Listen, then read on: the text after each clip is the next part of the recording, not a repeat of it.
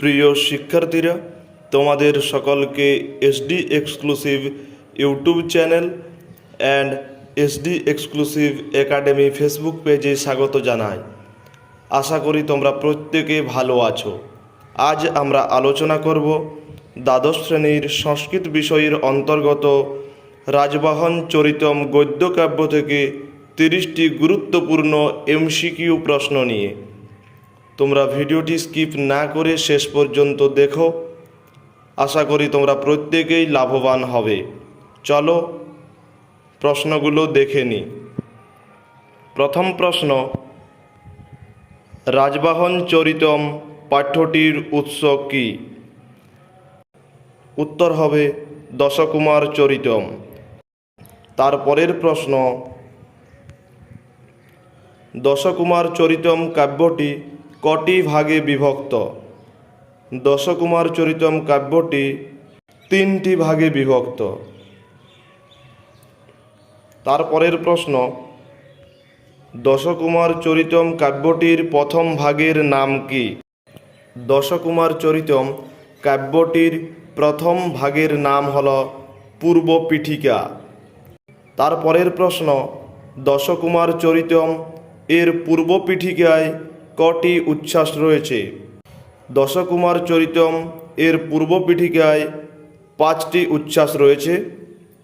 এই পিডিএফে উত্তরটা ভুল করা রয়েছে, অপশন গ হয়ে গেছে, তো এটার উত্তর হবে অপশন খ, 5টি।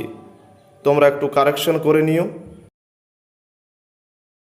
তারপরের প্রশ্ন, রাজবাহন চরিতম কার রচনা? রাজবাহন চরিতম গদ্যকাব্যটি কবি দণ্ডির রচনা।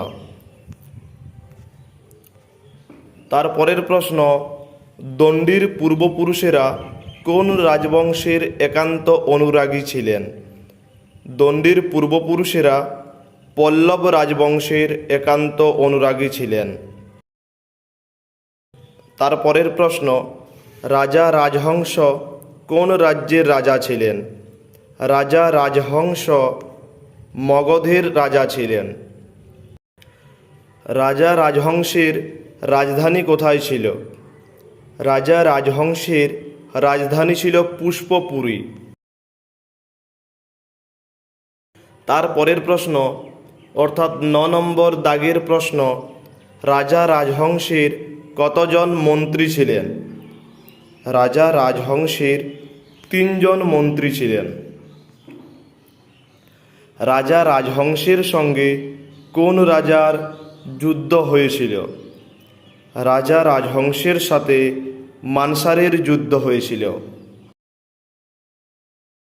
11 নম্বর দাগের প্রশ্ন, রাজা রাজহংসের পুত্রের নাম কী ছিল? রাজা রাজহংসের পুত্রের নাম ছিল রাজবাহন। রাজবাহন চরিতম পাঠ্যটি কোন জাতীয় রচনা? রাজবাহন চরিতম পাঠ্যটি গদ্যকাব্য জাতীয় রচনা। অপহার বর্মা ও উপহার বর্মার পিতার নাম কী ছিল? অপহার বর্মা ও উপহার বর্মার পিতার নাম ছিল প্রহার বর্মা। প্রহার বর্মা কোন রাজ্যের রাজা ছিলেন? প্রহার বর্মা মিথিলার রাজা ছিলেন।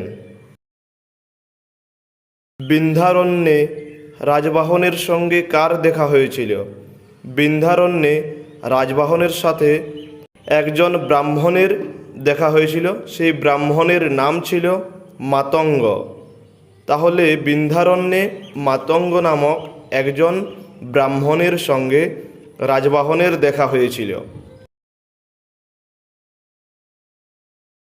ভিডিওটি যদি ভালো লেগে থাকে অবশ্যই একটি লাইক করবে এবং ভিডিওটি বন্ধুদের মধ্যে শেয়ার করে দাও, যাতে তারাও এই ভিডিও দেখে উপকৃত হতে পারে। চ্যানেলে নতুন হয়ে থাকলে চ্যানেলটিকে সাবস্ক্রাইব করে পাশে থাকা বেল আইকনে ক্লিক করে নোটিফিকেশান অন করে রাখো। আর যদি আমাদের ভিডিওটি ফেসবুক পেজ থেকে দেখে থাকো তাহলে আমাদের পেজটিকে ফলো করে রাখো এই রকম ভিডিও পাওয়ার জন্য। তারপরের প্রশ্ন, শ্রুত্বা তু ভুবন বৃত্তান্তম উত্তমাঙ্গনা। উত্তমাঙ্গনা বলতে কাকে বোঝানো হয়েছে? উত্তমাঙ্গনা বলতে এখানে অবন্তী সুন্দরীকে বোঝানো হয়েছে। উত্তমাঙ্গনা শব্দের অর্থ কী? উত্তমাঙ্গনা শব্দের অর্থ রমণী শ্রেষ্ঠা। অবন্তী সুন্দরী রাজবাহনের থেকে কোন বৃত্তান্ত শুনছিলেন? অবন্তী সুন্দরী রাজবাহনের থেকে চতুর্দশ ভুবন বৃত্তান্ত শুনছিলেন। রাজবাহন চরিতের নায়ক কে? রাজবাহন চরিতের নায়ক হলেন রাজবাহন। রাজবাহন চরিতের নায়িকা হলেন অবন্তী সুন্দরী। তারপরের প্রশ্ন, দ্বৈত তৎ প্রসাদাদ্য মে চরিতার্থা শ্রোতাবৃত্তি। এখানে তৎ বলতে কাকে বোঝানো হয়েছে? এখানে তৎ বলতে রাজবাহনকে বোঝানো হয়েছে। দ্বৈত তৎ প্রসাদাদ্য মে চরিতার্থা শ্রোতাবৃত্তি। এখানে মে বলতে কাকে বোঝানো হয়েছে? এখানে মে বলতে অবন্তী সুন্দরীকে বোঝানো হয়েছে। অবন্তী সুন্দরী রাজবাহনের কে ছিলেন? অবন্তী সুন্দরী রাজবাহনের প্রিয়তমা ছিলেন। তমপো হস্তয়া। এখানে তয়া বলতে কাকে বোঝানো হয়েছে? এখানে তয়া বলতে রাজবাহনকে বোঝানো হয়েছে। তারপরের প্রশ্ন, কার মনে অন্ধকারনাশক জ্ঞানের প্রদীপ প্রজ্বলিত হল? অপশন খ, অবন্তী সুন্দরীর মনে। রাজবাহন অবন্তী সুন্দরীর কে ছিলেন? রাজবাহন অবন্তী সুন্দরীর প্রিয়তম ছিলেন। রাজবাহন ও অবন্তী সুন্দরী কিসের স্বপ্ন দেখছিলেন? রাজবাহন ও অবন্তী সুন্দরী রাজহংসের স্বপ্ন দেখছিলেন বা দেখেছিলেন। রাজহংসের পা কিসে আবদ্ধ ছিল? রাজহংসের পা রৌপ্য শৃঙ্খলে আবদ্ধ ছিল।